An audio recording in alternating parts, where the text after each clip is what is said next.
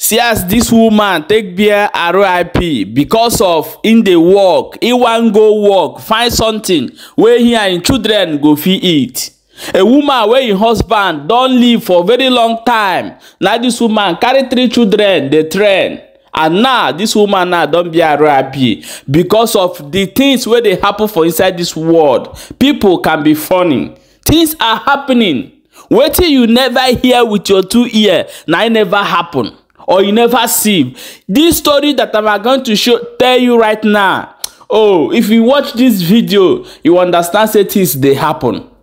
This woman, they work for follow one man and one woman, one family like that. So now the man be like say, come they get eyes for where the woman dey. The woman say no, make the woman no go to say in come collect him husband for bank. He come call him follow woman, tell her say, see oh, see your husband they look me and I don't know what I want to do. The woman come say okay, he go take care of the whole thing. Now so they invite this woman say make him come work, night work, so that he go party tomorrow morning. Now this woman now happily go to work based on regular day when they go work. You know say na that day now go be the last day when go work for that place again. And this woman, as so in go that work, according to wetin children talk for this video I go play right now. He say na so they carry knife, put for him back. From there, they carry him, go put him for inside mortuary. As I talk to you now, the children, they look for who go help them get justice for their mama. Things they happen. Share this video. In this case, we must follow Lozewu's family.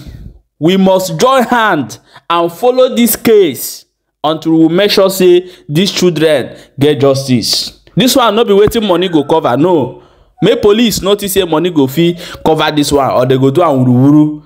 They must give these children justice because this kind thing is no good to use here. My people, welcome back to Balabas Gist. If today is the first time where they come across this channel, you are highly welcome. Please, this one no need to talk too much. I'm going to play this video. In case of you not understand Igbo, I will still come and talk more about it at the end of the video. Watch the video from beginning to end and share as many as you can. Hello my people. Bobi wasikwa mkonyechi ya zelo.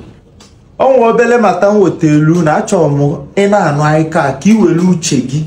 George go do this case. George aya as in George aya ka obulu na ebuye barrister ma obu lawyer ka iwe si we de ikpa. Onwo maazi eto na these 3 children now.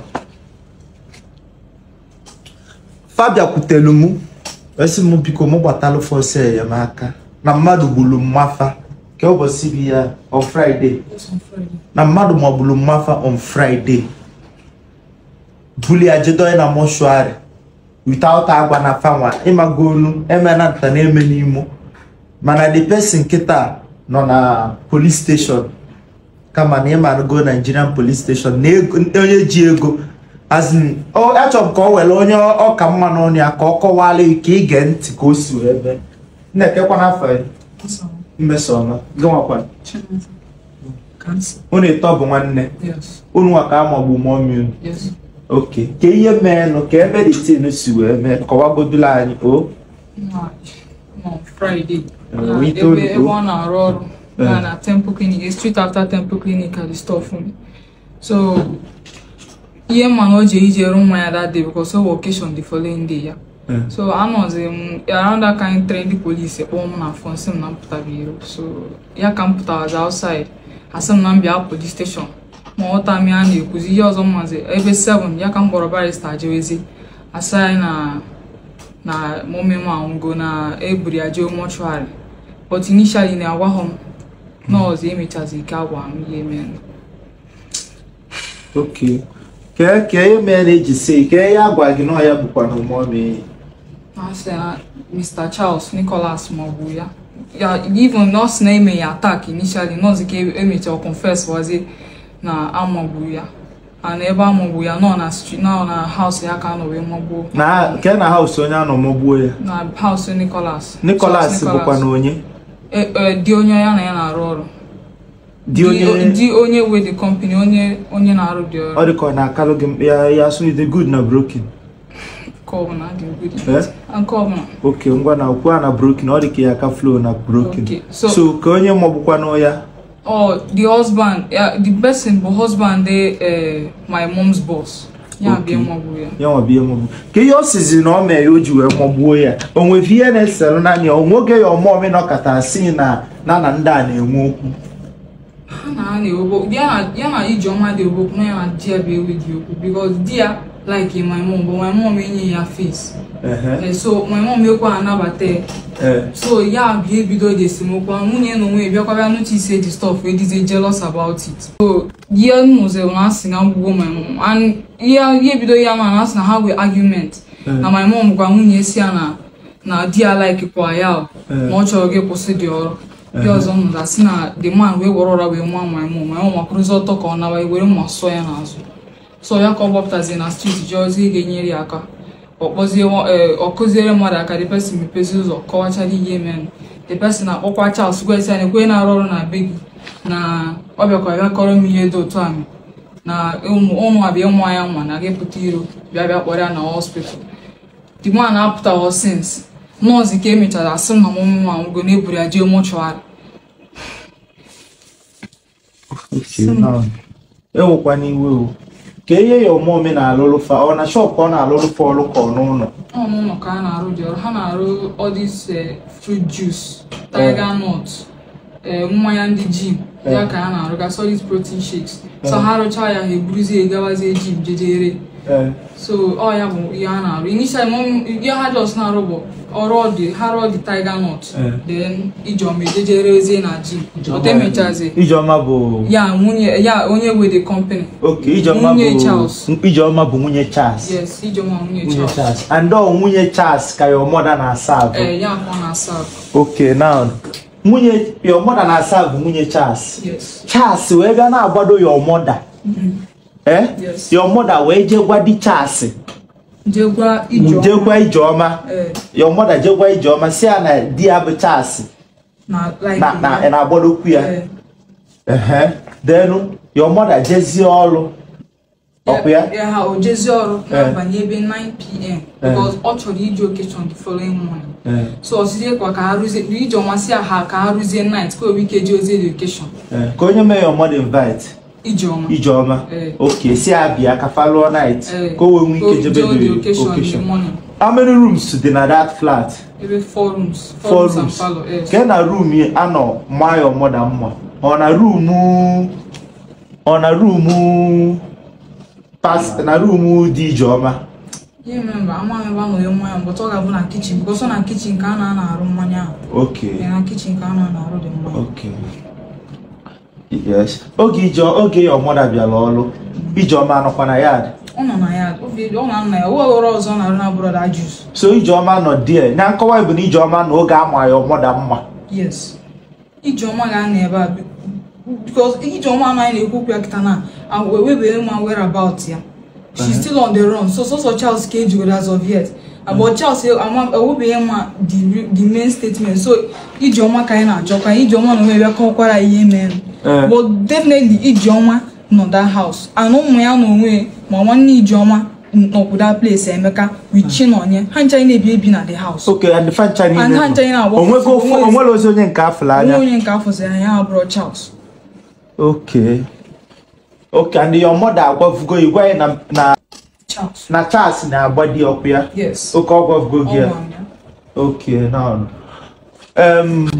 Igbo mụrụ nze m ọzọ asị m nke onye chi ya zelu nwazi agbapụtelu m fenwero nna fenwelo nne ebe nne fa na-ejekwa ịchọta ihe fa ya afọ ya eli single mother ọnọdụ ebe a baa na ịkọ ka anyị ka na-akọ n'isi nwaanyị mụtara ụmụazị a bụ na ebe ọ na-alụ ọrụ ka bọs ọga ebe ọ na-alụ onye ọ na-alụrụ nwunye ọrụ na-etinyeli ya arụ o wee jegwa nwunye onye ọ na-asa bụ si ya nekwa na di gị na-achọkwa m na ọ da-afịakwa arụ ọfịaba arụ so ọ gwazie ya nwunye onye ọ na-alụ ọrụ nwunye onye ọ na-alụrụ ọrụ ya bụ Ijeoma na Charles wee mezie mommy ga invite ya bịa night night, it was 9 p.m. on Friday. Man, Okwana Kawai will not charge the Yamalo morning. According to all Charles, police statement or Charles baby.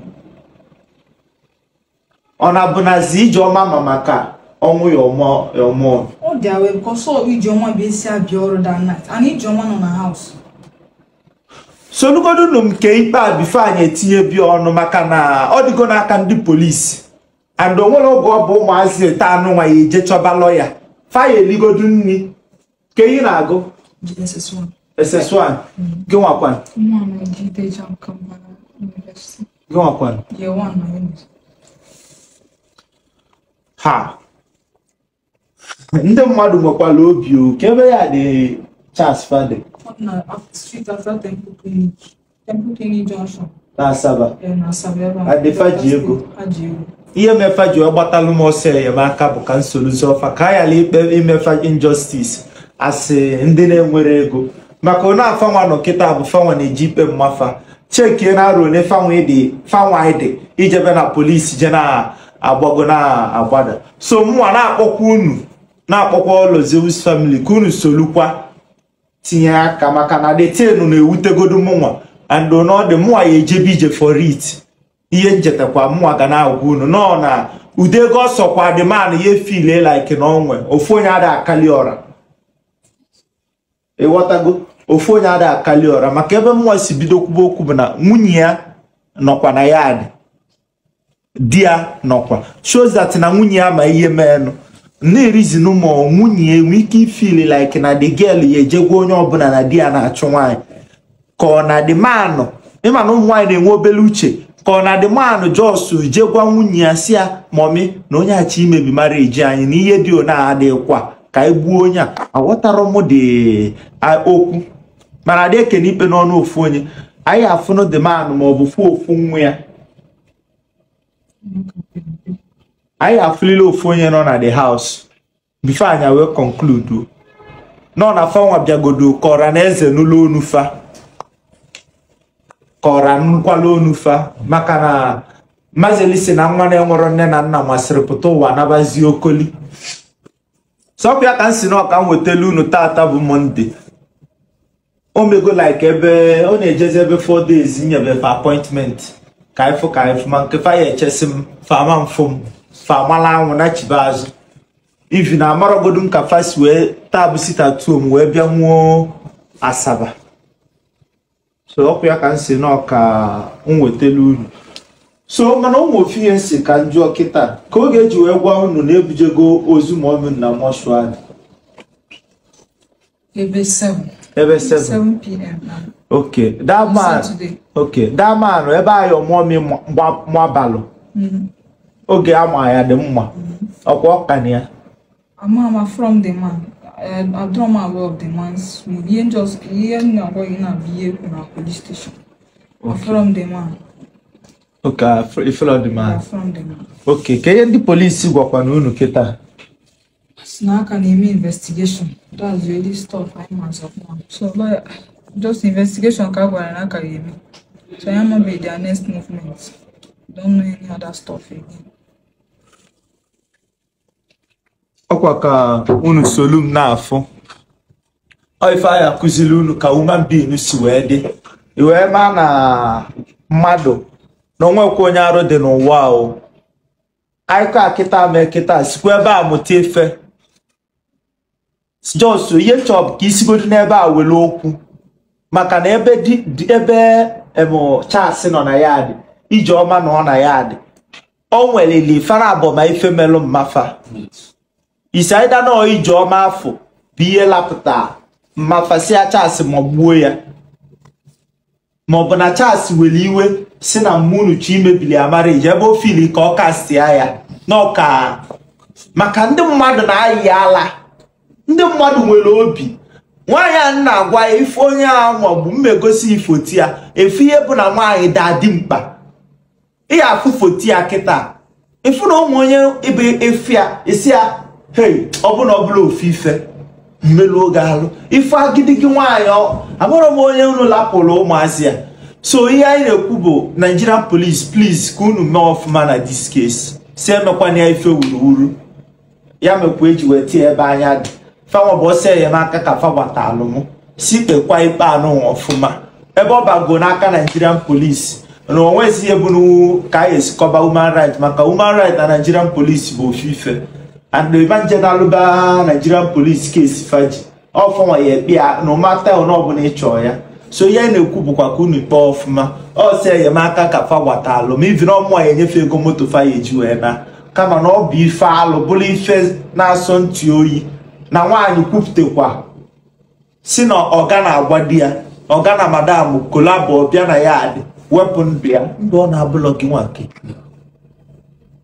ọ bụrụkwa na nwunye ike ya si na ijidere ya na o ji gwa madam asị na onwebelo ihe nna echebere maka na okwu ya mee njisi ndị mmadụ kwugodu ka amalụ ka esi kwuo do okwu.